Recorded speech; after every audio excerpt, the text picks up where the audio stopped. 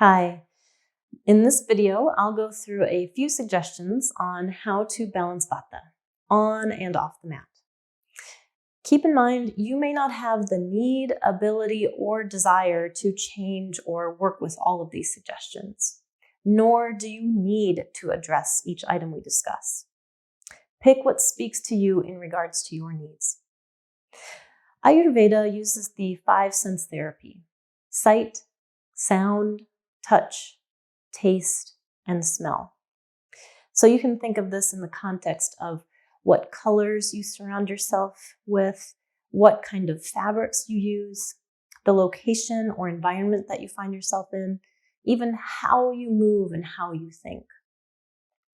If you think back to the gunas, or the qualities we discussed in the previous video, we will be trying to use the opposites of those qualities to find balance, one of the main tenets of Ayurveda. Simple and very effective. So you may find it helpful to bring in some of the following qualities if you are experiencing some of these Vata imbalances. For example, if you're feeling cold, you may try to bring in the quality of warmth in the form of the type of clothing you choose, or if you have control of it, the temperature in the room. You may bring in a quality of moisture if you're feeling dryness, like your skin is dry or you're constipated. The act of bringing moisture in, and we should really go more in depth. If we ever have a consult, I can go way more in depth with you on this, but it can be as simple as putting water on a wood stove so you have a humidifying effect, or using an actual humidifier. Or if you can get yourself to a moist climate, that can also be quite helpful.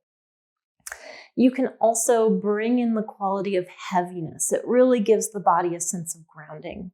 So we can use things like sandbags, heavy blankets, eye pillows, things like that.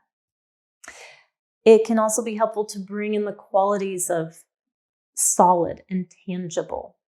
So the use of the physical body, doing asana practice or a physical movement practice, or simply by paying attention to your surroundings, really being in the here and the now. We can bring in stability, holding poses for a little bit longer, as opposed to going through a very quick vinyasa style class or a flow style class. Not that there's anything inherently wrong with that, but if a lack of stability is your issue, we want to bring in something that gives us a little bit more focus and stability. So just slowing things down a little bit. You can even do a flow type class, but slow it way down. You can do your sun salutes, but maybe take 5 breaths or 7 breaths in each pose rather than 1 breath per movement. We can bring in the quality of softness. Our clothing or soft blankets, doing our practice on carpet, or even having soft thoughts. You can think about kittens, or just trying to soften the actual thoughts. We can bring in the quality of smoothness. This can be through surfaces or clothing. In our asana practice, or even just in any kind of movement that we try to do, we can bring in pelvic compressions and flexion of the spine. We are trying to bring slow asanas in with attention to detail and focus. We can use standing postures with the attention on the earth and grounding. We can use sitting postures with meditation. As you go through this, it's really important to know where you are, not just literally where you are in the moment, although that's very helpful too, but understanding where you are in this process. We need to start where you are. So sometimes what we need to balance is too challenging.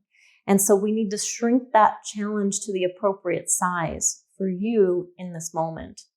If you think of it in terms of weightlifting, if you are coming back from an injury, or maybe you've never weightlifted before, or maybe you've kind of done a push-up, you wouldn't go into the gym and expect to bench press 200 pounds. Even if you are weak or injured, that's not the appropriate challenge for you in that moment. You might start with knee push-ups or wall push-ups and work your way up to whatever weight and exercise is appropriate for you in each moment. So think about that in terms of mental, physical, and even breathing practices, all of it. If you are having trouble focusing, if it's hard for you to sit still and do these practices, well, first, good job getting this far in these videos, because I am sure that was a challenge, just to sit and listen for that amount of time. But if that is an issue, then slowing your practice way down might actually be a little too much for you. You might have to work your way towards that. So try to figure that out, where the appropriate amount is for you in these challenges. And of course, if you need help with that, please reach out and we can work together on that. When you go through the asana practice or practices, there will be multiple in this series, you may want to have a few props handy. So you might want sandbags if you have them. You might want to have a lot of blankets. You might want a nice soft bolster or pillows. You might want just soft things around you, or even an eye pillow. So try to gather those things for yourself, and please enjoy this series of videos. Thank you so much for being here.